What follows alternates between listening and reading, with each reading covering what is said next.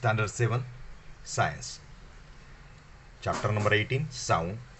Production of the sound. ध्वनी आणि ध्वनीची निर्मिती असं प्रकरणाचं नाव आहे. या प्रकरणामध्ये आपण ध्वनी आणि ध्वनीमुळे निर्माण होणारे तरंगाचा अभ्यास आपण या ठिकाणी करणार आहोत.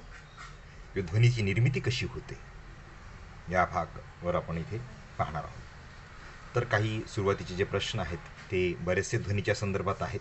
Clap your hands, play musical instrument, burst a fire cracker ना, close door, whistling with the cap of a pen, place your palm on a mobile that is ringing.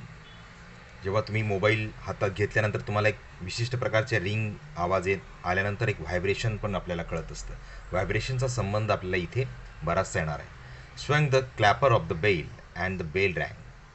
त्या आतमध्ये बेलच्या आतमध्ये जो आपण टोल असतो त्या टोलच्या साहाय्याने आपण बेल रँग करतो त्यावेळेस त्याचा होणारा नाद.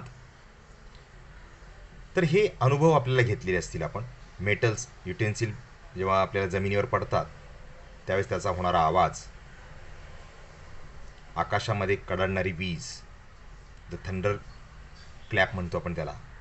Put your hand on a speaker which is producing the sound. आवाज जिथे निर्माण होत असतो त्या स्पीकरवर हात लावून बघा. तर या सगळ्या उदाहरणांमध्ये आपल्याला असं लक्षात येतं की आपल्याला ध्वनीचा एक विशिष्ट प्रकारचा नाद आपल्याला ऐकायला येतो. तर त्याचे तरंग तयार झालेले असतात. या तरंगांच्या माध्यमानेच आपल्याला ध्वनी आपल्या कानापर्यंत पोहोचत असतो. तुम्ही कधीकधी पाण्याच्या तळ्यामध्ये दगड टाकल्यानंतर, एखादा खडा टाकल्यानंतर तिथे तरंग उठल्याचं पाहिले असेल. अगदी तसेच त्याला त्या वेव्ज हा शब्द वापरला जात असतो. तिथे पाण्याचे वेव्ज येतात. वेव्ज हा शब्द आपण लाटांसाठी वापरतो, पण ते एक प्रकारचे तरंग आहे. जेव्हा आपण छोटासा खडा जरी टाकला तरी ते पाण्यामध्ये, शांत पाण्यामध्ये तुम्हाला एक तरंग उठल्याचे आपल्याला दिसून येतात आणि ते आपल्या कानापर्यंत पोहोचतात. आणि मग अशा पद्धतीने जी पाण्यामध्ये आपल्याला जी प्रोसिजर दिसते तशीच पद्धत आपल्याला आवाजाच्या निर्मितीबाबत आपण दिसून येते. सहसा तुम्हाला अशा प्रकारचा आपण खडा टाकल्यानंतर तुम्हाला असे वेव्ज उमटताना दिसतात. ह्या वेव्ज अशा स्वरूपाचे असतात जिथून तो खडा पडला असेल तिथून तो एक विशिष्ट, हे बघा या असा आकाराचा कधी कधी तो जात असतो, पण त्याच्यामध्ये एक समांतर एक रेषा आहे. त्या रेषेचा जर विचार केला तर त्या वेव्ज आपल्याला दिसून येतात. ध्वनी अशाच पद्धतीने आपल्या कानापर्यंत येत असतो. एखादा जिथे आपण म्हणतो की तर ही बेल असेल, त्या बेल, शाळेची बेल होते आपण तेव्हा त्या बेलचा तिथे आतमध्ये जो टोल असेल तो त्याच्यावर आदळल्यानंतर तिथे त्याची नाद निर्मिती होत असते. म्हणजे ध्वनी असा असा असा करत करत करत तुमच्या कानापर्यंत हा पोचत असतो. एखाद्या गोष्टीचा आवाज होत असेल तर है ना, हॉर्न असू दे, अमुक असू दे, त्याच्या वेव्ज जे आहे ते दिसताना आपल्याला जरी दिसत नसल्या तरी त्या आपल्याला कानापर्यंत वेव्जच्या माध्यमाने येत असतं. आता बघा हे आपल्यापर्यंत येतं कसं, हे आपल्यापर्यंत येतं कसं, आपल्या कानापर्यंत येतं कसं काय आवाज. तर याचं साधं लक्षात घ्या तुम्ही की जर हवा नसती, देयर इज अ मीडियम. मुद्दा काय, माध्यम आहे. इथून तुमच्या कानापर्यंत वाहून येण्यासाठी वायर आहे का, एखादी दोरी आहे का, तुमच्या अवतीभोवती किती प्रकारचे आवाज येत आहेत आता, पण ते काही स्पीकर लावून आले का तुमच्याकडे, तुमच्या कानामध्ये आतमध्ये त्यांनी काही कनेक्शन्स केले आहेत का, नाही. मग तुमच्या कानापर्यंत आले कसे, तुम्ही त्या हवेमध्ये होणाऱ्या ज्या लहरी आहेत, वेव्ज आहेत, त्या वेव्ज ह्या उमटत असतात आणि त्या वेव्ज तुमच्या कानावर स्ट्राईक होत असतात आणि मग आपल्याला ध्वनी ऐकू येतो. जर कल्पना करा हवा नसती तर काय झालं असतं. हवा नसती तर तुम्हाला ऐकायला आलं नसतं. तुम्ही कधी कधी बघा एखाद्या मॉलच्या दुकानाच्या आतमध्ये चालणारं संभाषण तुम्हाला बाहेरच्या बाजूला ऐकू येत नाही, कारण काचेतून तर दिसते पण मात्र ऐकायला येत नाही. असं का झालं, कारण ते तिथलं जे ध्वनीच्या निर्माण झालेल्या लहरी आहेत त्या तुमच्या कानापर्यंत येत नाही आहेत. त्या जर आल्या असत्या, जर तो काच नसता तर तुमच्यापर्यंत त्या पोचल्या असत्या, तुमच्या कानापर्यंत पोचल्या असत्या आणि तुम्हाला त्याची संवेदना झाली असती. म्हणजे ते काय बोलतायत ते, म्हणजे आपल्या कानावर हवेच्या माध्यमाने लहरी पोचत असतात, वेव्ज येत असतात. There is a medium. असे मीडियम कोणते आहेत आपल्याला माहिती आहेत. मीडियम स्थायू, द्रव आणि वायू. बरोबर. स्थायू द्रव वायूमध्ये काय येणार, आता आपण समजा आता एक सॉलिड स्वरूपातलं एक मीडियम आहे. कोणते? तर मेटल्स आहेत, धातू आहे, लाकूड आहे, एकमेकांचा आवाज होत असतो, ते सगळे प्रकारचे जे सॉलिड आहे. लिक्विड काय? तर पाण्यातले तरंग. आपण जर पाण्यामध्ये असू तर पाण्यात आपल्याला ऐकू येईलच असं नाही, हाका ऐकू येणार नाहीत, पण मात्र त्याच्या काहीतरी आवाज वेव्हच्या साहाय्याने तिथे व्हायब्रेशन आपल्याला कळू शकते. आणि दुसरं आहे एअर मीडियम. एअर मीडियममध्ये काय होतं की एअर मीडियममधून तुम्हाला हवेच्या माध्यमानेच आपल्याला बरंचसं ऐकू येत असतं. आपल्याला जर हवा हे माध्यम नसतं तर आपल्याला ध्वनी ऐकायला आला नसता. आता बघा इथे स्पष्ट म्हटलेलं आहे, the sound is generator. How sound is generator? It is riches us on a travelling through the some medium and is heard by us. The vibration of an object is necessary for generation of the sound. एखाद्या पदार्थाचा vibrate होणं हे अत्यंत आवश्यक आहे. Vibrate होणे म्हणजे काय? तर तरंग निर्माण होणे. तर तसं अत्यंत त्या एखादा ते जनरेट होण्यासाठी, साऊंड निर्मिती करण्यासाठी याची आवश्यकता असते. इथे तबल्याच्या बाबतीतला आणि तानपुरा असेल किंवा कोणतेही हार्मोनियम असेल यांच्या सुरावटीबाबत आपल्याला इथे स्पष्टीकरण दिलेलं आहे. तर तुम्ही कल्पना करा, तबला वाजवताना वेगवेगळे स्वर ऐकायला येतात. तानपुरा असेल तर त्याचे गाण्याची धून ऐकायला येते, किंवा गिटार असेल तर गिटारमध्ये आपल्याला ऐकायला येतं, हार्मोनियममधून. पण सगळे एकाच प्रकारचे स्वर व्हायला पाहिजे होते. मग असं का होतं? वेगवेगळे स्वर कसे ऐकायला येत? उदाहरणार्थ आपल्याला हे ऐकायला आलं असेल, सा रे ग म प ध नि सा. हे जे चढ उताराचे स्वर आहेत हे त्याला पीच असं म्हणतात. Pitch of the sound. एखाद्या बटनानंतर त्याचं विशिष्ट पीच आहे. हळू दाबलं, एखाद्या त्या याला डायफ्रॅमला दाबल्यानंतर तो वेगळा आवाज निघतो. असं का होतं? त्याचं पिचेस वेगवेगळे आहेत. तुम्ही तबला अधिक हॅमरिंग त्याला ताणल्यानंतर, त्याला ट्यून केल्यानंतर, ट्यून करणे म्हणजे काय? ती जी तार असेल तानपुऱ्याची ती टाईट करणे, त्याला ट्युनिंग म्हणतात. तबला असेल त्याला हातोडीने असा आजूबाजूने टाईट करून त्याच्यामध्ये ताण आणला जातो आणि तो आवाज अधिक मधुर असा येत असतो, किंवा त्याला पीच निर्माण होत असतो. पीच म्हणजे काय? ती ॲडजस्टमेंट असते. Adjust low and high or the low the pitch of the note produce will be to tune the instrument. इन्स्ट्रुमेंटला ट्यून का करतात? हाय आणि लो दोन्ही प्रकारचे आवाज तिथे निर्माण होत असतात. The pitch of the sound depends on its frequency. त्याची फ्रिक्वेन्सी म्हणजे काय? वारंवार होणे. इंडियन म्युझिकमध्ये नोट्स आहेत, सा रे ग म प ध नि सा. तर scientifically term frequency is a measure in a pitch. Measure of the pitch. Frequency जी आहे ती पीचचं मेजरमेंट केलं जातं. प्रश्न विचारला जाऊ शकतो. तानपुऱ्याच्या बाबतीत एक पिरियडिक मोशन आपल्याला दिसून येते. जेव्हा एक गाणं म्हणत असताना याचा स्वर वेगळा, तबल्याचा स्वर वेगळा, याला ट्युनिंग केलं जात आहे.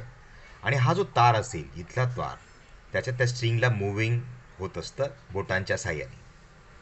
As the vibrate, the string moves one side of the central position and come back to the central position. This motion of the string is repeated again and again at a fix interval of the time. विशिष्ट कालावधीच्या time पिरियडमध्ये. Such motion is called as a periodic motion.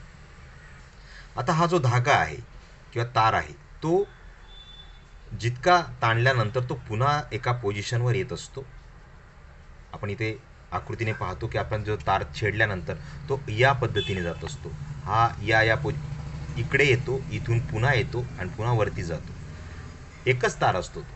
दिसताना आपल्याला इथे दिसतात की अनेक, पण तो एकच तारचं इकडे येणं जाणं जे होतं त्या व्हायब्रेशनमुळे हवेमध्ये कंपन निर्माण होतात आणि तो स्वर ऐकायला येतो आपल्याला. हे सिम्पल प्रोसिजर आपल्याला इन्स्ट्रुमेंटच्या बाबतीत घडून येते. हे व्हायब्रेशन अत्यंत मायन्यूट असतात. व्हायब्रेशन आपल्याला डोळ्यांना दिसू शकत नाही. हे आता सांगितलं, हे व्हायब्रेशन आपल्याला ही दिसू शकत नाही, पण अत्यंत यांच्या ते मुवमेंट चालत असतात. But when we touch the vibrating object with our hand, the vibration stop and we no longer hear the sound. भांडं जमिनीवर पडल्यानंतर त्याला हात लावला जातो. हात का लावला जातं? त्याच्यातले व्हायब्रेशन ॲब्सॉर्ब केले जातात आपल्या हातामध्ये आणि त्यामुळे ते आपल्याला ऐकायला येणं थांबतं. हे व्हायब्रेशन हे दिसत नाही, हे फक्त ते काय होत असतात, ते जाणवत असतात. आता पुढचं टॉपिक आपण oscillator, oscillation and oscillatory motion म्हणजे दोलन गतीविषयी अभ्यास आपण याच्यात बघूया. तुम्ही गार्डनमध्ये कधी कधी झोपाळ्यावर बसला असाल, त्या झोपाळ्याचा अनुभव घेतला असेल तुम्ही, त्याच्यामध्ये ऑसिलेशन निर्माण होत असतं. ऑसिलेशन म्हणजे काय? एक दोलन गती किंवा दोलन.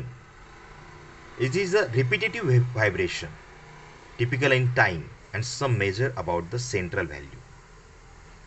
त्याच्यामध्ये आपल्याला बघा, swing moves back and forth like this is an oscillator. ते एक पोझिशनला येतं, त्या पोझिशनला बाहेर जातं, पुन्हा आत जाऊन पुन्हा मागच्या पोझिशनला येत असतं. याच्यात चित्रात बघूया आपण. या आकृतीमध्ये आपल्याला दिसतं, इथून तो स्टार्ट झाला असेल, हे ऑसिलेशन ऑफ द स्विंग झोपाळ्यावर बसताना. तर इथून या वन जाऊन तो हापच झाला, पुन्हा इथे येतो, इथून इथे जातो आणि पुन्हा पूर्ववत या ठिकाणी येतो. 1, इथे 2 पोझिशन, पुन्हा इथे येऊन 3, 4, पुन्हा या पोझिशनला 5 पोझिशनला. तर अशा पद्धतीने हे ऑसिलेशन जेव्हा घडत असतं, तसं सेम आपल्याला साऊंडच्या बाबतीत पण घडून येताना दिसतं. When the swing moves from one end to the other end, return to its starting point, it is said to be completed one oscillation. त्याला एक दोलन असं म्हणतात. ऑसिलेशन घडणे म्हणजे वन ऑसिलेशन.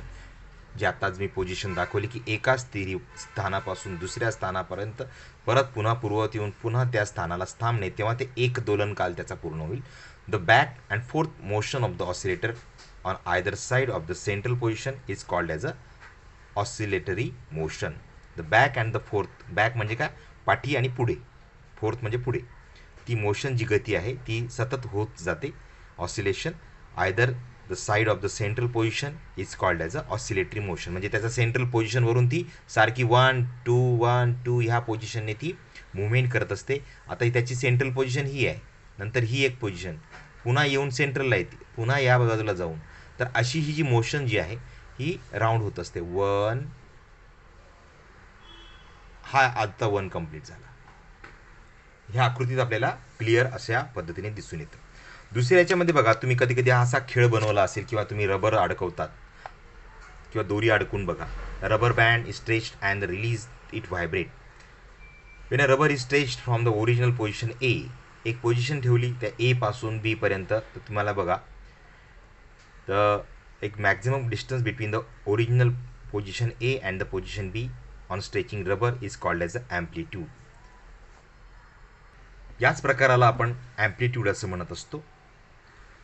ॲम्प्लिट्यूड जे आहे, the number of the molecules displaced by the vibration create the amplitude. The strength of level of the sound pressure and the number of molecule in the sound waves is greater than the number in the sound. हवेमधले जे vibrate होणारे ती स्पंदनं ही जलद गतीने आपल्याला घडून येताना दिसतात. ज्यावेळेस आपण त्याचा अंतरावर अवलंबून आहे,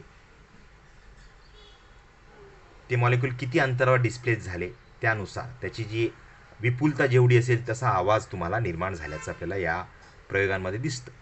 when a greater force is applied on the rubber it stretched further, meaning that amplitude increases. जोरात आपण ताणलं तर आवाज मोठा होईल, हळूवार ताणलं तर आवाज वेगळा येईल. यालाच ॲम्प्लिट्यूड म्हणतात. A smaller force is applied, the rubber is stretched less, then the amplitude is smaller and the sound is softer. इथे तुम्हाला सगळे ह्या मुद्द्यांमध्ये म्हटलेलं आहे. आता तुम्ही हा दोलन कालाचा पण प्रयोग सहज करू शकतात. तुमच्याजवळ जर असेल एखादा चेंडू, तो दोरीला जर बांधला तुम्ही आणि त्याचा ऑसिलेशन एका जागेला टांगला, तर तो एका ॲम्प्लिट्यूड ए पासून तो बीला जातो, बी पोझिशनवरून पुन्हा सीला जाऊन पुन्हा एला येतो. गिव्ह द ऑसिलेटरी मोशन याला म्हणतात. याला पेंड्युलम असं म्हणतात. The maximum distance between the original position A pendulum to the extreme position B or the C is called as a amplitude of the oscillation. त्यालाच ॲम्प्लिट्यूड असं म्हटलं जात असतं हे एका दोलन कालाच्या बाबतीत. तर ही आकृतीसुद्धा महत्त्वाची आहे. परीक्षेला तुम्हाला ॲम्प्लिट्यूड निर्मितीचा आकृती विचारली जाऊ शकते. ऑसिलेशनच्या बाबतीत सुद्धा विचारलं जाऊ शकतं.